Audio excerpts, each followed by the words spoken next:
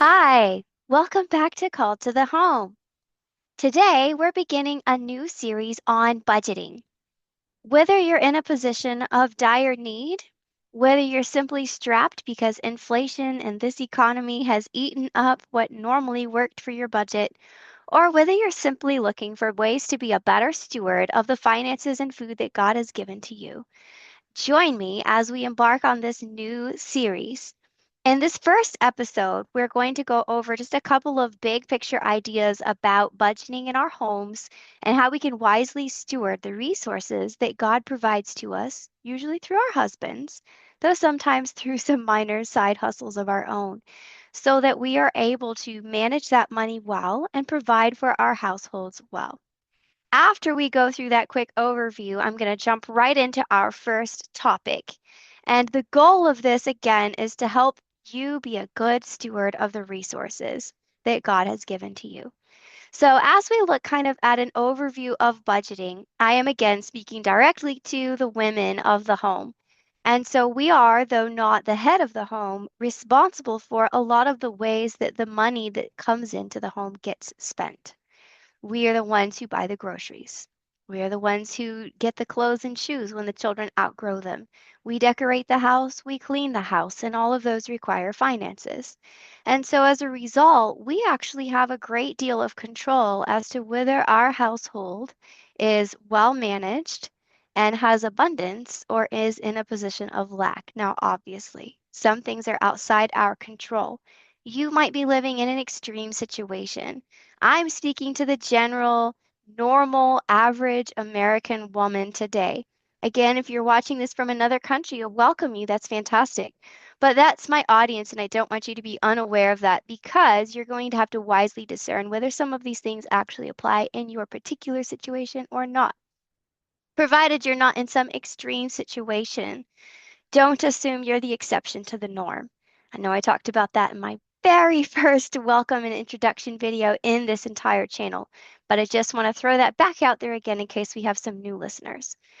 So, as we talk about budgeting inside the home, the things that a wife and mother would likely be spending the money on, one of the most prevalent areas in which we overspend is in food. And the reason for this is actually a direct result of modern, processed city industrial life. If that's not your case and you're a homesteading farmer and you grow all of your food, then this particular series probably not helpful for you until we get a couple episodes in. The first few episodes, then, we're going to be speaking directly to food because there is so much room for fixing some overspending.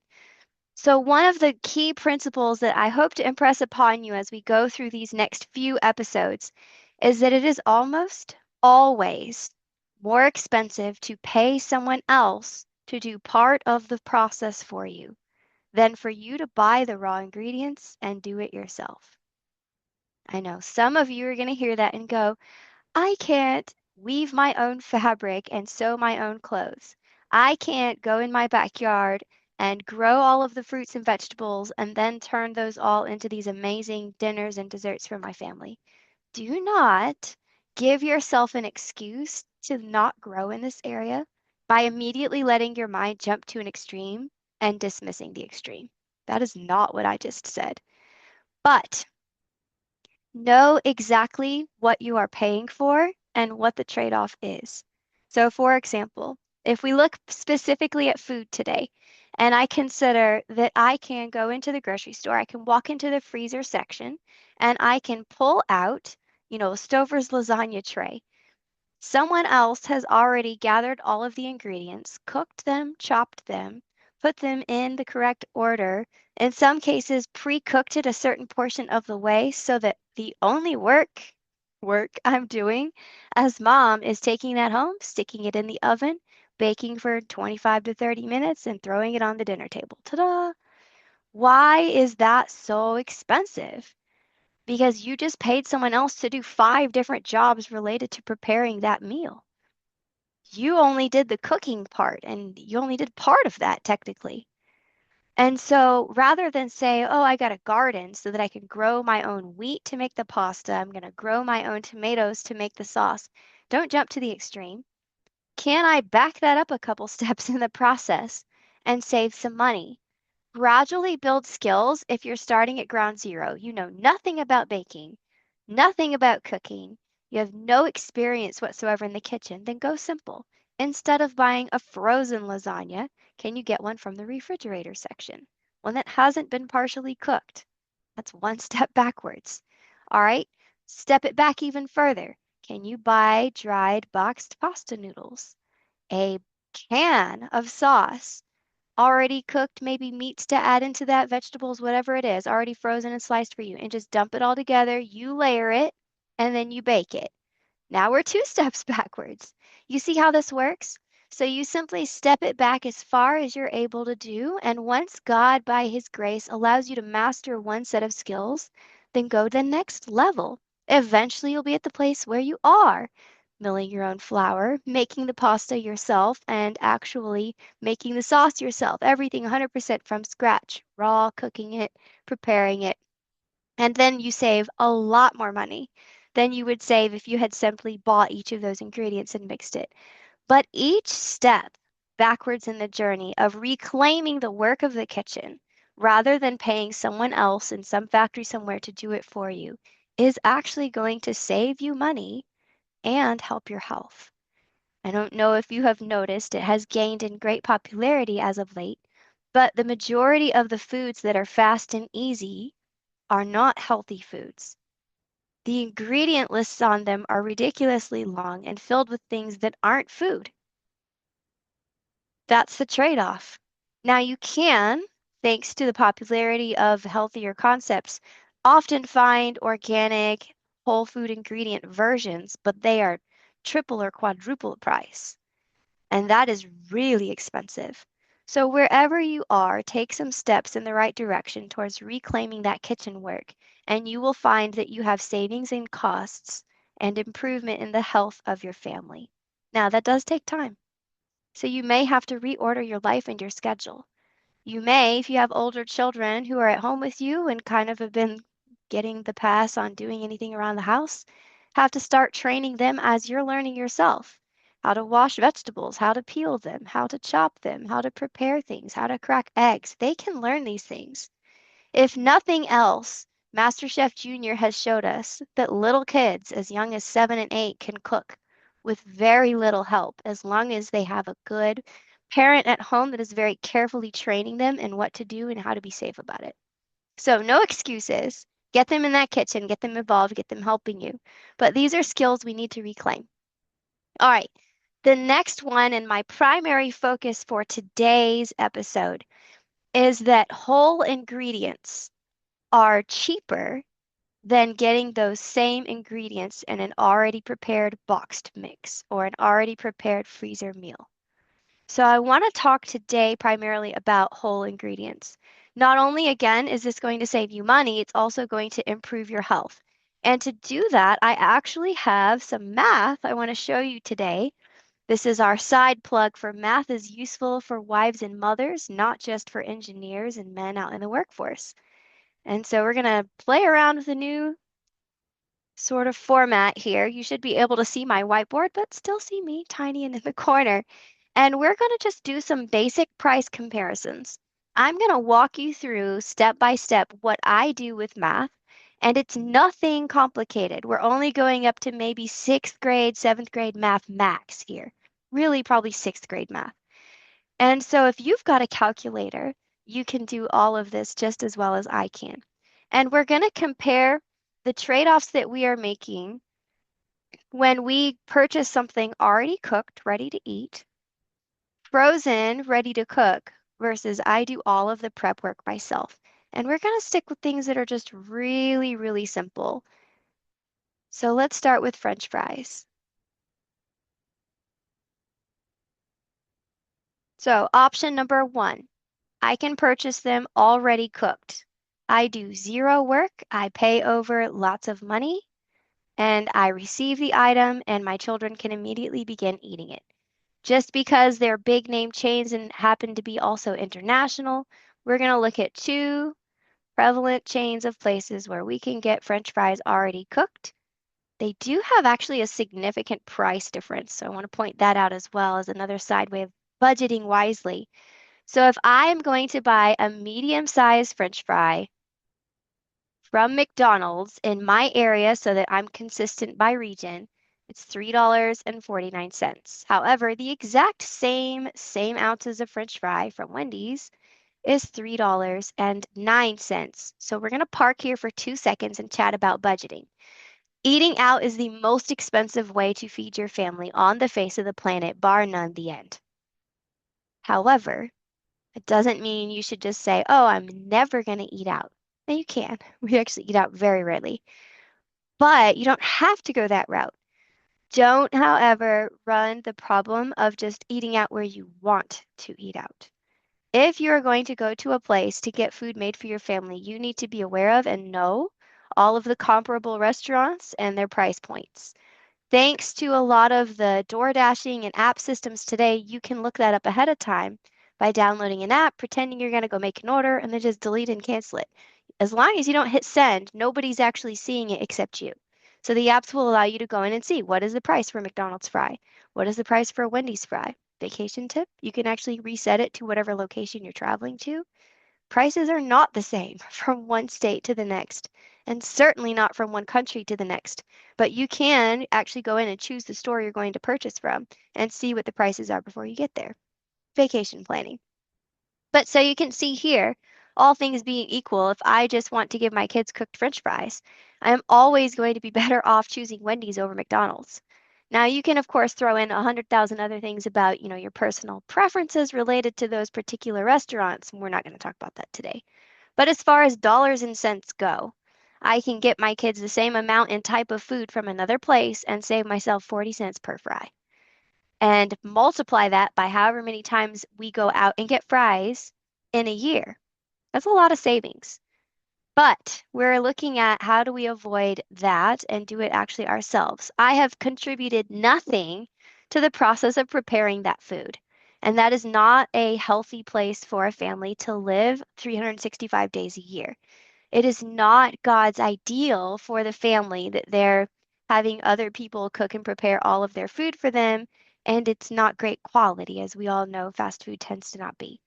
So let's look at level number 2, ready to cook. So someone else has done all of the washing, peeling, chopping, prepping. And for this price comparison, again, because it's universal, everybody can see it. They have an app you can price check. We're going to look at Walmart brand. So this is great value French fries. And I am going to go ahead and just show you right now the numbers, but then I'll give you a little bit of math lesson off to the side in just a second.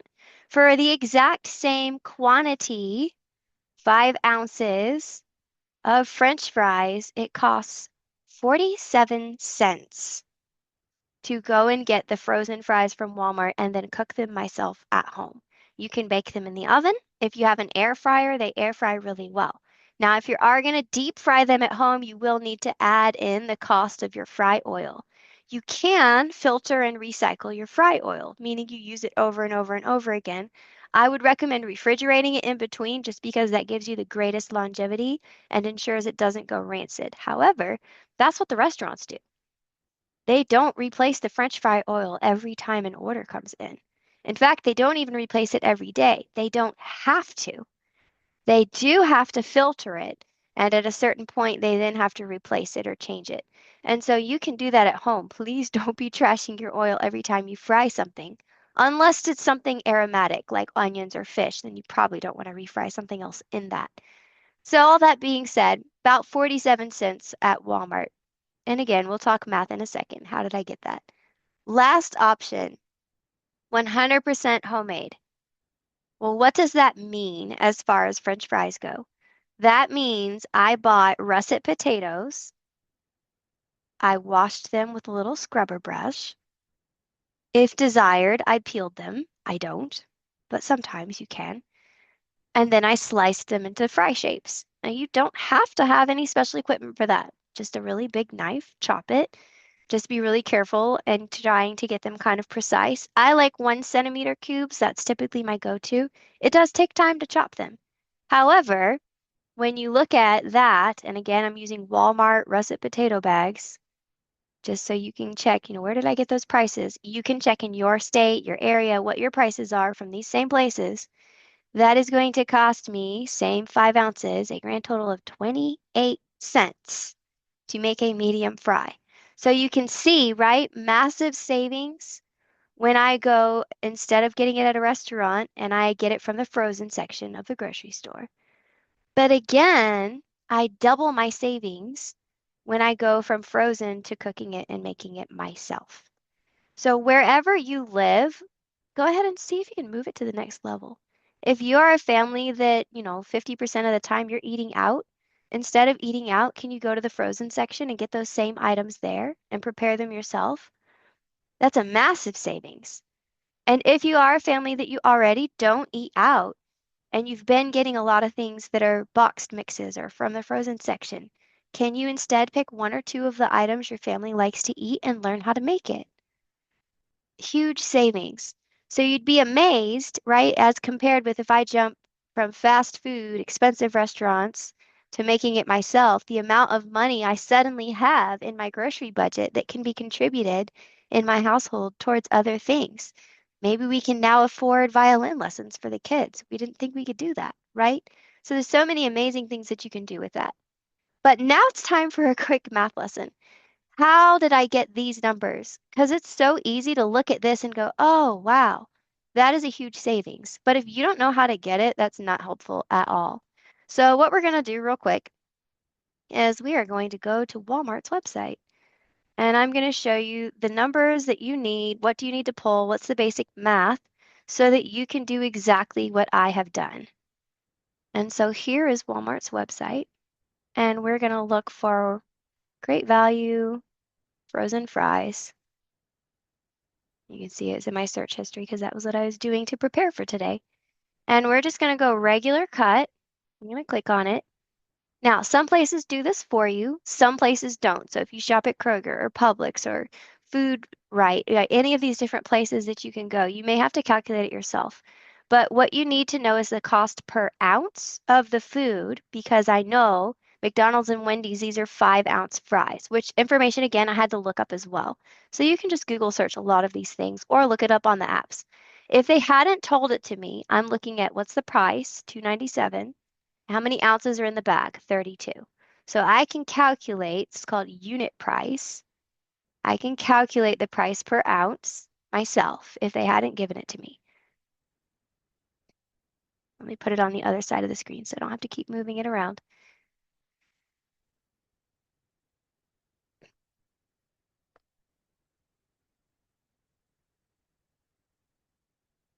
There it is. All right, so it costs $2.97 and it gives me 32 ounces of fries. So price per ounce. The unit price always puts the money on top and divides by the weight or quantity in the bag. So in my calculator, I'm going to punch in 2.97 divided by 32, and it is going to give me then the number of pennies. And you want to go one place past pennies. So hopefully you remember decimal places with math and money. Dollars, dimes, pennies. Okay, you want to go one more decimal. Technically 2.8, we'd round that to 3, but even just one more is fine. If you don't know rounding, we won't go through that today. So this is 9 and a bit of pennies per ounce. If you look on Walmart's website, they already had calculated that for us, and they had rounded it properly as well. So 9.3 cents per ounce. So what we're going to do then is say bring this back, and drag back over.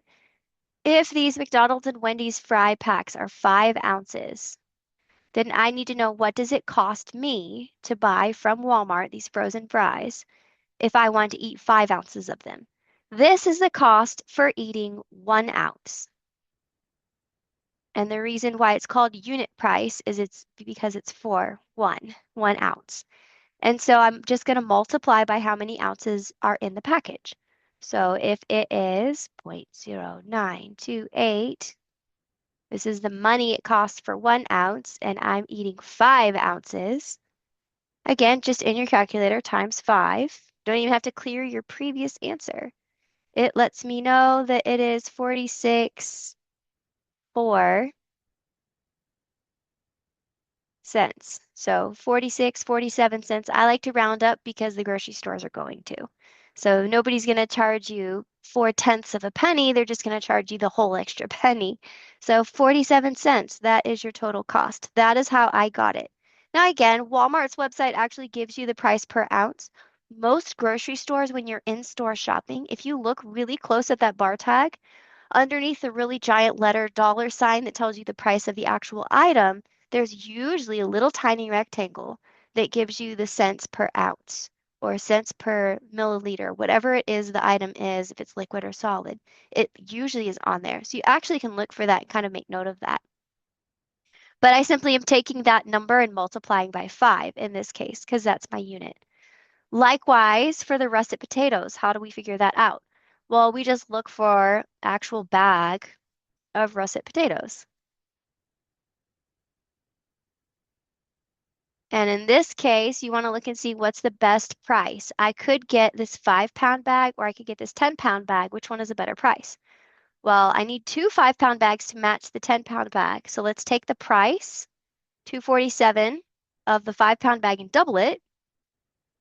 And it's $4.94 to buy two 5-pound bags. Well, that's way more expensive than $4.54. So the better price is using the 10-pound bag. So you can kind of think accordingly. That's kind of how you're going to walk through this. So we're going to write $4.54 is the total price for the 10-pound bag. And then I need to divide by how many ounces are in 10 pounds. So again, just Google search. The internet is so good with conversions. If you type in how many ounces are in 10 pounds, Google will tell you, and it's going to be right. AI does not mess that stuff up. It's the other more complicated things it wrecks. But you also can have just memorized 16 ounces to a pound, so you're looking at 160 ounces. So that's what you're going to divide by. 454 divided by 160, it is 2.8 cents per ounce. Now, it would have been a little more expensive than that had I chosen the 5-pound bag. Still valuable for me to go through that math. Once I have my price per ounce, again, I just multiply then by my 5 ounces that is in this equivalent. I'm trying to make it match McDonald's and Wendy's. And that gives me 14 cents if I buy the bigger bag. You can tell obviously my number was higher. So I initially calculated that using the 5-pound bag.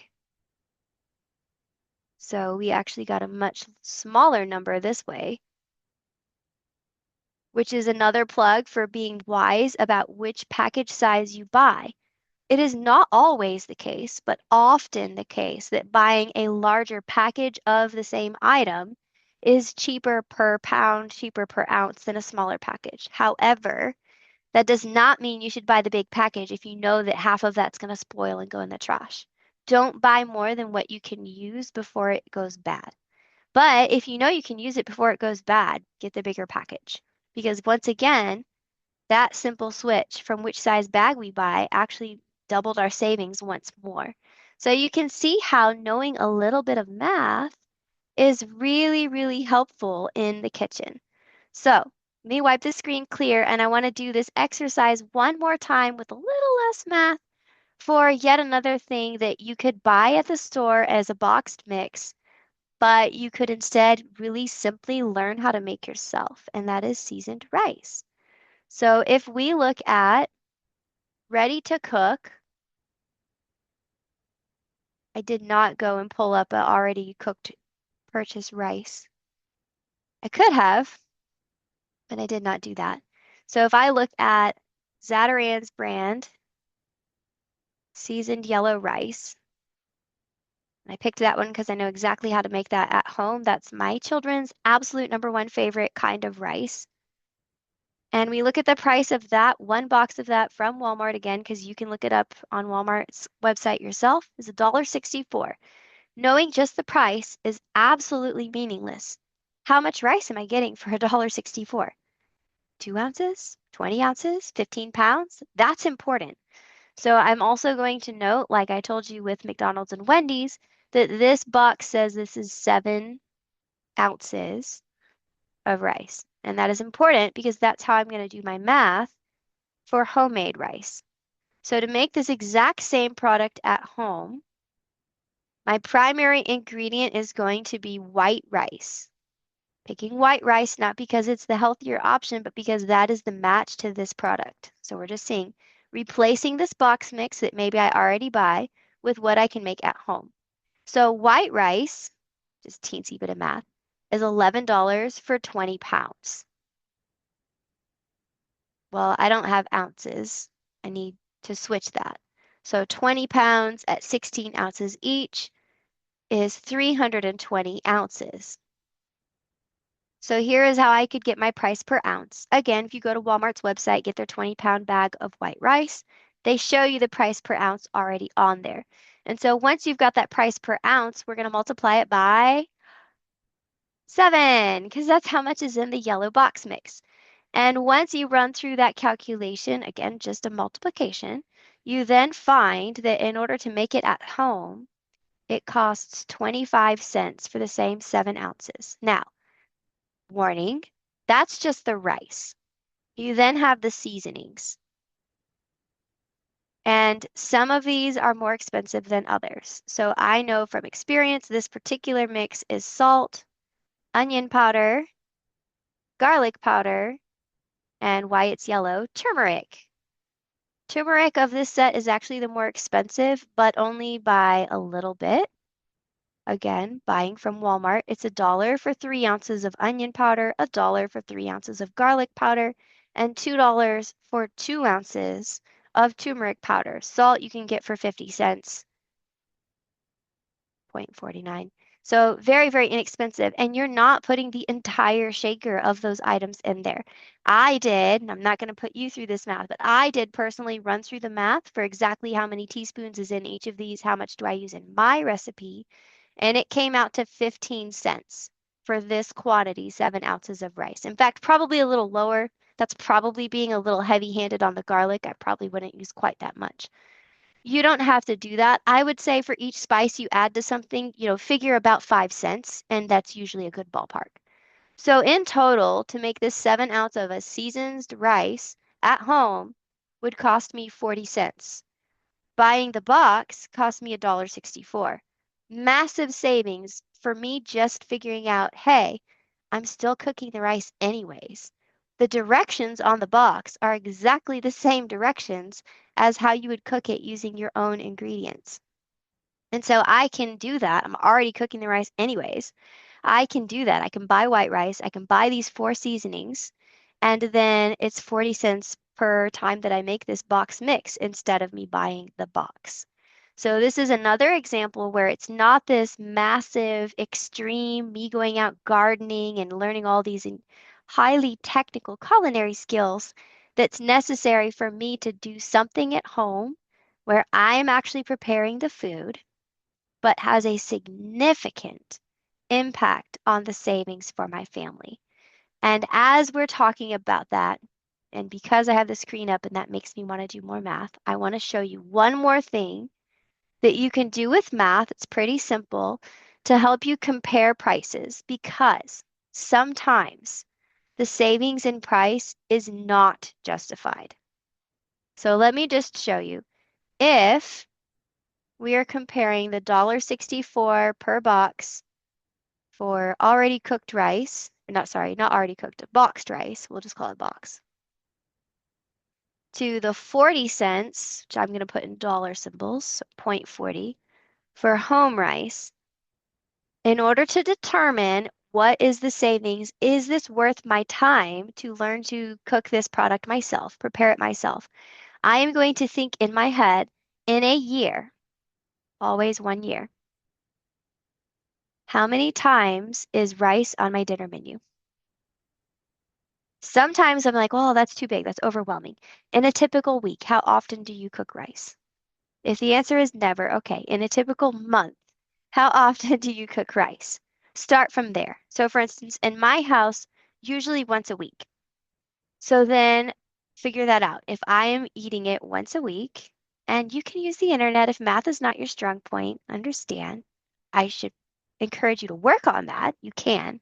But if not, Google this.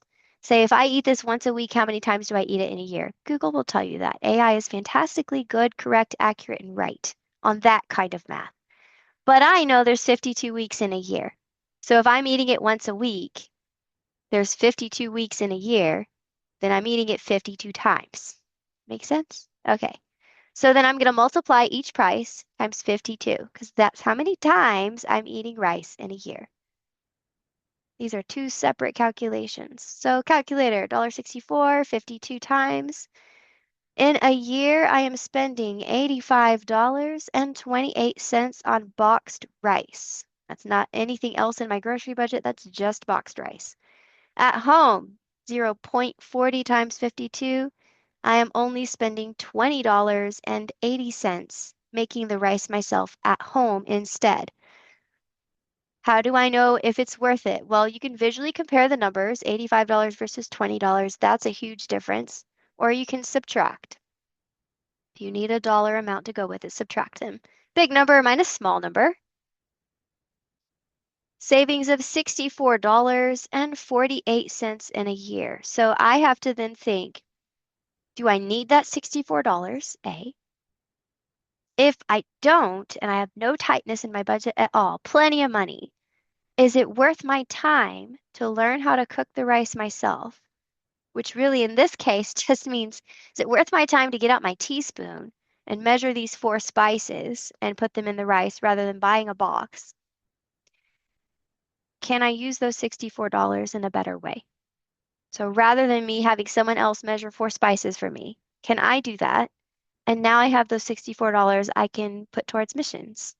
I can help out a needy family in my community. Maybe, maybe not. Sometimes when you run the math, the reason why I wanted to show you this, there's some people out there that'll say, oh, you should make everything 100% from scratch, all the way as low as you possibly can do it. Well, sometimes we're talking about a savings of like a penny. And if it's something I only eat once a month, 12 pennies, they don't even make pennies anymore. What can I do at the end of the year with 12 pennies? Literally nothing. So that's not worth your time. Now, if you want to do it and you enjoy it, absolutely go for it. But that lets me wisely choose what items I learn how to do on my own and I spend the time making myself. I don't want to spend a lot of time doing something that has little impact. And so math is the secret to determining where to spend your time in the kitchen and where to cut your losses and not spend your time in the kitchen. So, as we close today, I just want to encourage you to repeat the same exercise for the things that you guys eat most often. You don't have to do it with every single item that your family ever eats, but pick something you eat weekly and look at instead of buying a boxed mix, instead of buying it frozen, instead of getting it at a restaurant, can you figure out how to make it? Maybe it means you cook it instead of buying it cooked. Maybe it means you actually get the ingredients and you mix them together and then cook it instead of buying a box that's already mixed. But can you do that? Maybe with just one or two things. And then next month, try one or two things. This is not a process that I embarked on overnight. This has been many years in the making of getting away from this lifestyle, right? Of, both parents work outside the home full time. You don't have time to be in the kitchen at all.